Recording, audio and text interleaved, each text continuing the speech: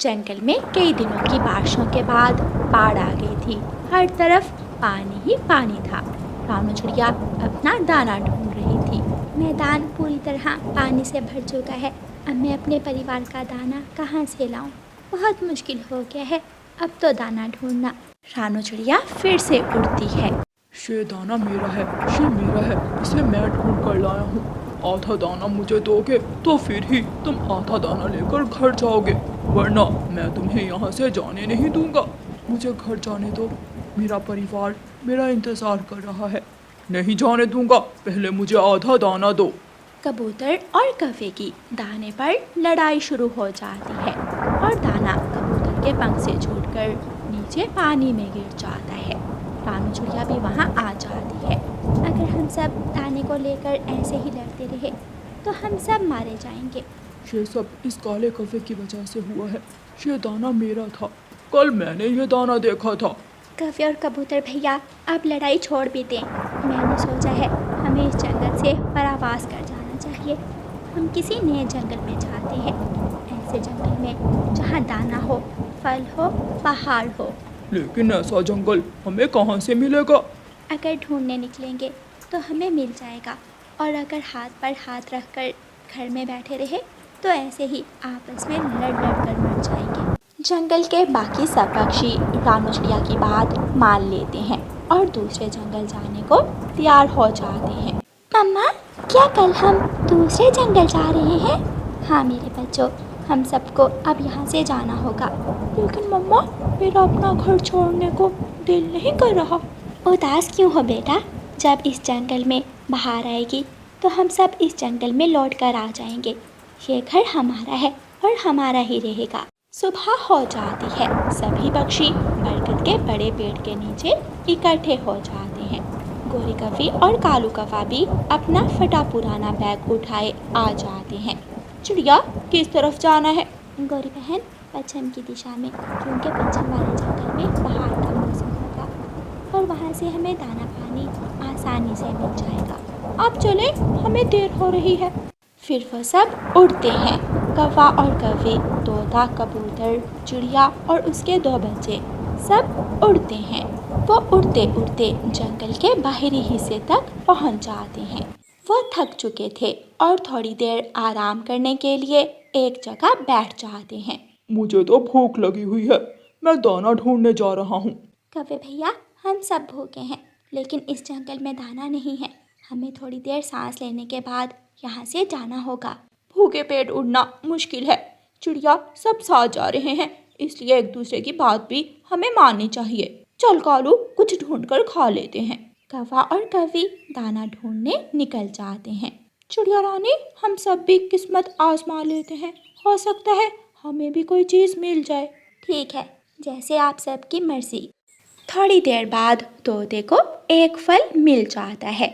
तोता वो फल लेकर अपने दोस्तों के पास आता है। हम सब मिलकर ये फल खा लेते हैं, थोड़ी ताकत मिलेगी और बाकी का सफर शुरू करते हैं। कालू, अरे कालू, तुम यहाँ क्या कर रहे हो? बुरे दोस्त, मैं और तुम्हारी भाभी गोरी दूसरे पक्षियों के साथ दूसरे जंगल जा रहे हैं। क्या तुम्हारे जंगल में दाने की कमी है? हाँ, इसीलिए हम सब दोस्त दूसरे जंगल जा रहे हैं। कोई ज़रूरत नहीं है, मेरा घर वो सामने है, मैं इसी जंगल में रहता हूँ। तुम दोनों मेरे साथ रहो, मैं तुम दोनों को दाना पानी सब दूंगा। लेकिन वो सब भी मेरे दोस्त हैं। कालू, कुछ सोचो। तुम्हारा दोस्त तुम्हारा इतना भला सोच रहा है और तुम उन भूखे पक्षियों की बात कर रहे हो। वो बड़ी चोंच वाला तोता क्या दे सकता है? और याद है, कल वो गंदी आंखों वाला कबूतर तुमसे एक दाने को लेकर लड़ाई कर रहा था। भाभी जी, चले, आ मेरे साथ चले। कालू दोस्त, उठो, अब सोच क्या रहे हो? ये भी अच्छा हुआ जो हमें तुम मिल गए। बुरा कौवा कालू कौवे और गोरी कौवी को अपने घर ले जाता है। उन्हें खाने को दाना देता है और पानी देता है। हमें कालू और गोरी को ढूंढ कर लाना होगा। अगर रात हो गई तो हम सब बाकी का सफर कैसे करेंगे? चिड़िया रानी, वो उस तरफ गए थे, मैं और कबूतर जाते हैं और उन कौवों को ढूंढ कर लाते हैं। ऐसे कहते हुए तोता और कबूतर कालू कौवे और गोरी कौवी की खोज में निकलते हैं। गौरी कौवी और कालू कौवा बूढ़े कौवे के साथ उसके घर के बाहर बैठे हुए थे। कालू, तुम यहाँ हो और वहाँ हम सब तुम्हारा इंतजार कर रहे हैं। बात यह है कि हमें हमारा पुराना दोस्त मिल गया है और अब हम इसी के पास रहेंगे। तुम सब जाओ जहाँ जाना है। कालू, शर्म करो, हम सब तुम्हारे दोस्त हैं और तुम हमें छोड़कर इस कौवे के साथ रहने का सोच रहे हो। गंदी आंखों वाले, कहा ना तुम सब जाओ, मैं थक गई हूँ, मुझसे और उड़ा भी नहीं जा रहा। पछताओगे, देखना तुम जरूर पछताओगे। चलो तुम घर चलो, मैं तुम्हें और दाना देता हूँ। कबूतर और तोता वापस चले जाते हैं और रानो चिड़िया को सारी बात बताते हैं। वो कौवे नहीं मान रहे, वो तो अपने नए दोस्त के साथ ही रहेंगे। जैसे उनकी मर्जी। वो सब फिर से उड़ते हैं और शाम होने से पहले पहले वो सब पच्छम वाले जंगल में पहुंच जाते हैं। कबूतर भैया, मैं आप सब के लिए घोंसलों का बंदोबस्त करती हूँ और आप तोते को साथ लेकर दाना ले आओ। मुझे इन घने पेड़ों की दिशा से फल की खुशबू आ रही है। इस जंगल में फल जरूर होंगे। रात हो जाती है। रानो चिड़िया और उसके सभी दोस्त अपने अपने घोंसलों में बैठे हुए थे। उनके पास खाने को फल थे और रात गुजारने को घोंसला। उधर कालू कौवा और गौरी कौवी अपने दोस्त बूढ़े के घर में बैठे हुए थे कि दरवाजे पर दस्तक होती है।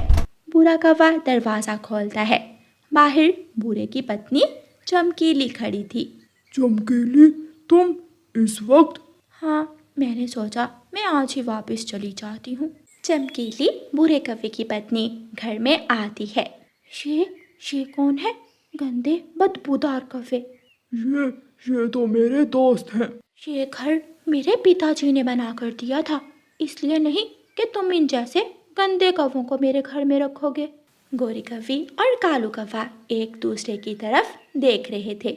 उठाओ अपना सामान और निकल जाओ यहाँ से। कालू दोस्त, माफ करना, तुम दोनों को यहाँ से जाना होगा।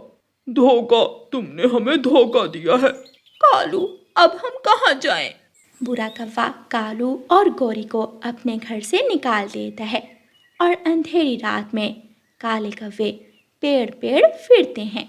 उनके पास ना ही घोंसला था और ना ही खाने को दाना, क्योंकि कौवों ने अपने दोस्तों को छोड़कर राह जाते कौवे पर विश्वास किया था। प्यारे दोस्तों, हमेशा अपने दोस्तों का ख्याल रखें, क्योंकि मुश्किल समय में सिर्फ अच्छे दोस्त ही काम आते हैं। और प्यारे दोस्तों, इस कहानी को लाइक, अपने दोस्तों के साथ शेयर और चैनल को सब्सक्राइब करना बिल्कुल मत भूलना। आपका धन्यवाद। कालू कौवा पेड़ काट रहा था। वो कुल्हाड़ा तेज तेज चला रहा था कि पेड़ के अंदर से आवाज आती है। आहिस्ता, कुल्हाड़ा आहिस्ता चलाए, मैं पेड़ के अंदर कैद हूँ, मैं मर जाऊंगी। कालू कौवा पेड़ को धक्का देकर दूसरी तरफ गिराता है तो पेड़ में से एक सुंदर परी निकलती है। परी, तुम यहाँ कैसे आई हो? एक जालिम जादूगर ने मुझे यहाँ कैद कर दिया था। कौवे, शुक्रिया मुझे यहाँ से निकालने के लिए। लेकिन तुम अपने जादू से भी तो यहाँ से आज़ाद हो सकती थी। मेरी जादुई छड़ी मेरे पास नहीं है। जब तक मेरी जादुई छड़ी मेरे पास ना हो, मैं कुछ नहीं कर सकती थी। कौवा इधर उधर देखता है और उसे पेड़ से थोड़ी दूर सुंदर परी की जादुई छड़ी मिल जाती है। कौवा जल्दी से जाकर सुंदर परी की जादुई छड़ी उठा लेता है। लाइए, मेरी जादुई छड़ी मुझे दे दें। इतनी जल्दी भी क्या है? सुंदर परी, जब तक ये जादुई छड़ी मेरे पास है, तुम मेरी गुलाम बनकर मेरे पास रहोगी। इससे अच्छा था कि मैं पेड़ के अंदर ही रहती। आप तो बुरे पक्षी हो। जाओ, जल्दी जाओ, मेरे लिए कुछ खाने को लेकर आओ। सुंदर परी एक मुसीबत से निकलती है तो दूसरी में फंस जाती है। वो कालू कौवे के लिए मीठे फल लेने जाती है। कालू कौवा मीठे फल खाता है। चलो, अब मेरे साथ मेरे घर चलो, कुछ काम मेरी पत्नी के भी करने होंगे तुझे। कालू कौवा सुंदर परी को अपने साथ अपने घर ले जाता है। घर जाकर कौवा अपनी पत्नी को सारी बात बताता है। और मैंने जल्दी से सुंदर परी की जादुई छड़ी उठा ली। अब जब तक ये जादुई छड़ी हमारे पास है, ये परी हमारी गुलाम बनकर रहेगी। सुंदर परी, गौरी की नौकरानी बनकर तुझे कैसा लगा? चल जल्दी से उस बड़ी चोंच वाले तोते की पिटाई करके आ। आप मुझसे ऐसे गलत काम ना करवाएं। मैं अच्छाई की परी हूँ, इसलिए मुझे सुंदर परी कहते हैं। तू जाती है या मरोड़ूं मैं तेरी गर्दन? सुंदर परी जाती है। तोता डाल पर बैठा अमरूद खा रहा था। माफ करना तोते, लेकिन ये मेरी मजबूरी है। ऐसे कहते हुए सुंदर परी तोते को मारने लगती है। मेरा क्या दोष है? मैंने क्या किया है? मुझे छोड़ दो, मुझे छोड़ दो। तोते को मारने के बाद सुंदर परी वहाँ से चली जाती है। ऐसी भी क्या मजबूरी थी जो एक तोते को मारने से ठीक होगी? तोता रोता हुआ रानो चिड़िया के पास जाता है। बहुत मारा, मुझे बहुत मारा। तोते भैया, क्या हुआ? क्या गौरी कवि ने आपको मारा है? नहीं, मुझे सुंदर परी ने मारा है। यहाँ मारा। लेकिन सुंदर परी तो किसी को कुछ नहीं कहती। वो तो अच्छी परी है, फिर वो ऐसा क्यों कर सकती है? अब मेरी जादुई छड़ी मुझे वापस दे दें, ताकि मैं अपने घर जा सकूं और मुसीबत में पक्षियों की मदद कर सकूं। पहले हमारी मदद करो अच्छी तरह। चुप करके बाहर जाकर पेड़ के ऊपर बैठ जा। अगर कोई चालाकी की तो गर्दन मरोड़ दूंगी। डरती हुई सुंदर परी बाहर जाकर पेड़ के ऊपर बैठ जाती है। दूसरे दिन कालू कौवा सुंदर परी से कहता है, सुंदर परी, मेरा आज अंडे पीने को दिल है। जल्दी जा और कबूतर के घोंसले से अंडे चुरा ला। जल्दी जा, वरना अभी मैं तेरी गर्दन मरोड़ दूंगा। मैंने तो पूरी जिंदगी में ऐसे बुरे काम नहीं किए। आप मुझसे क्यों ऐसे काम करवा रहे हैं? तू जाती है या अभी? सुंदर परी चुप करके वहाँ से चली जाती है। कबूतर का घोंसला बैरी के पेड़ पर था। कबूतर नदी से पानी पीने गया हुआ था। सुंदर परी चुपके से जाती है और कबूतर के दोनों अंडे उठाकर चली जाती है। रानो चिड़िया सुंदर परी को कबूतर के अंडे चोरी करते देख लेती है। आखिर ऐसी क्या मजबूरी है सुंदर परी की, जो तोते को मारा, जो कबूतर के अंडे चोरी किए? मुझे सच जानना ही होगा। रानो चिड़िया सुंदर परी के पीछे पीछे उड़ती है और कौवों के घर के बाहर जाकर छुप कर बैठ जाती है। कालू जी, एक अंडा मेरा और एक अंडा तेरा। जब तक सुंदर परी की जादुई छड़ी मेरे पास है, हम ऐसे ही हर रोज ताजा ताजा अंडे पिया करेंगे। कौवों, कृपया करें, मेरी जादुई छड़ी मुझे लौटा दें। मैं वापस जाना चाहती हूँ।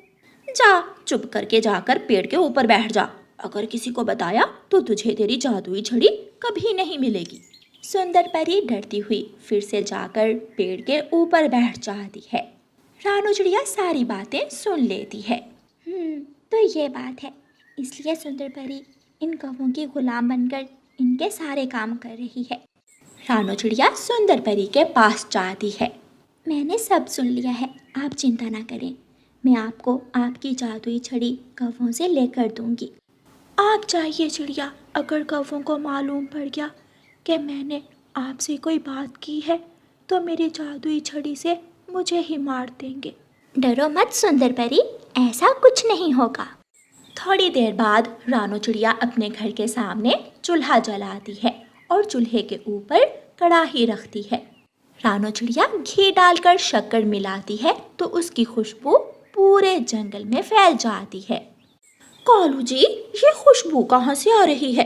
तभी उनके दरवाजे पर दस्तक होती है। गौरी कवि दरवाज़ा खोलती है। सामने रानो चिड़िया खड़ी थी।